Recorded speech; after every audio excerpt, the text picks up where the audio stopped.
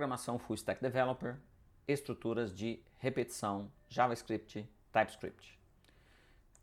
Pré-requisito: conhecer as variáveis dos seus tipos, saber compilar e executar dentro do VS Code, configuração do ambiente. Teoria e prática das aulas anteriores. Nós devemos estar mais ou menos aqui na 22ª aula. Conceitos, então, que a gente tem a respeito das estruturas de repetição. Primeira que nós vamos olhar aqui seria uma repetição for.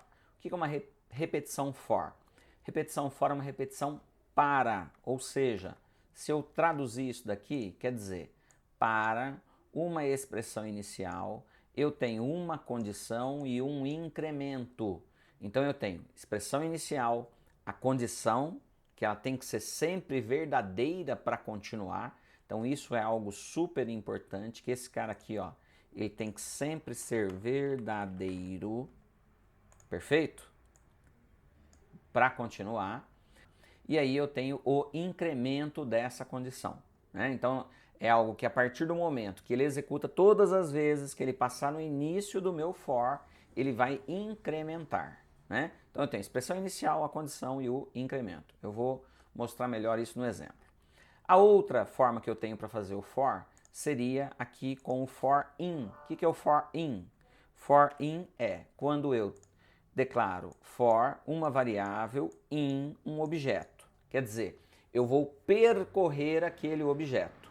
Então, a cada vez que esse laço for tiver o seu ciclo concluído, ele vai trazer para mim, dentro da variável, o conteúdo daquilo que eu tenho dentro do objeto. Perfeito? Terceira variação que eu tenho aqui do for seria for variável of objeto. Então eu tenho variável in objeto e variável of objeto. Uma pega o nome da propriedade, o outro pega o conteúdo da propriedade daquele objeto. Nós vamos ver isso no exemplo. Então, te mostrei três tipos: um for com condição, um for in e um for of, quando eu pego de um objeto. Exemplo: olha o que eu tenho. For let x do tipo number começa com 0, a condição x menor do que 10, x++. O que quer dizer isso? X começa com 0. Enquanto x for menor do que 10, eu faço x++. E vou executar o que tem aqui dentro, que começa aqui, olha, nessas chaves e termina nessas chaves, que isso é um bloco. Eu vou executar isto durante essa condição verdadeira. Então isso vai fazer o quê? Ele vai fazer um looping, isso que é uma estrutura de repetição. Ele faz um loop ali até essa condição de x menor que 10 retornar o valor falso, retornar o valor booleano falso. Então enquanto x for menor do que 10, ele fica ali. Na lógica, basicamente, se a gente for fazer um teste de mesa aqui, o primeiro x, ele vai valer quanto? O primeiro x aqui, ele vai valer 0. Então, a primeira vez, ele executa com o x 0. Na segunda vez, ele vai executar esse x com o valor 1. Seria o segundo x, vale 1. Perfeito? Depois, o outro x vai valendo 2, 3, 4 e assim por diante. Enquanto x for menor do que 10.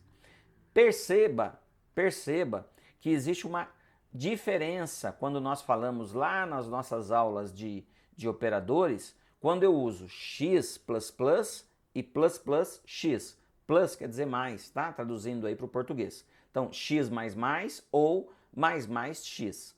Nesse caso, ele vai começar isso daqui, inicialmente com o valor de x 0, vai atribuir esse valor x ao meu loop e depois disso é que ele vai estar incrementando x igual a x mais 1. No exemplo prático vai ficar melhor para você compreender. Outro aqui, olha só, exemplo número 2. Nesse exemplo 2, eu não tenho mais uma condição, eu tenho aquele for in.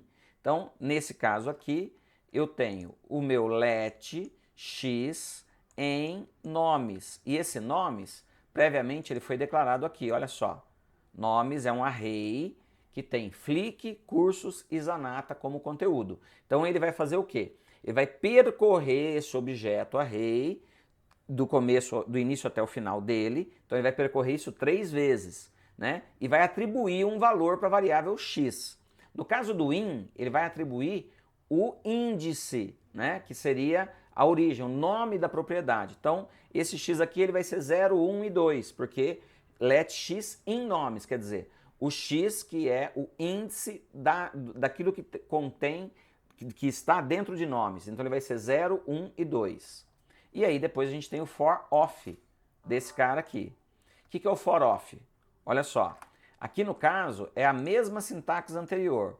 O let x, só que ao invés de in, eu coloco let of, eu coloco x of nomes, ou seja, é o x de nomes. Então agora ele não vai trazer para mim 0, 1 e 2, ele vai trazer o conteúdo, que seria Flick, Cursos e Zanata. Perfeito? Maravilha. Próxima estrutura que nós temos de repetição é o while. Qual é a diferença entre for e o while? O while, o for, ele tem uma condição lá em cima. Ele já começa testando logo no início. O while eu posso escrever ele de duas formas. Ou eu escrevo o while condição, ou eu escrevo do while condição. Qual a diferença? No primeiro caso, essa condição é testada logo na entrada. Se ela for verdadeira, ele vai ser executado aquele loop inicial. Se ela for falsa, não entra dentro do while, não tem a primeira execução. No caso do do while, a condição ela é testada no final. Então, do, ele faz o bloco e depois de fazer o bloco, ele testa a condição de while. Se ela for verdadeira, ele volta para o início do bloco e executa. Se ela for falsa, ele pula e vai para a próxima instrução do seu projeto, do seu programa. Perfeito? Referência, está aqui o link de referência. O link com o conteúdo dessa aula está na descrição do vídeo, assim como as outras aulas. E no nosso próximo vídeo nós vamos fazer a prática das repetições em TypeScript. Bora para a próxima aula. Valeu!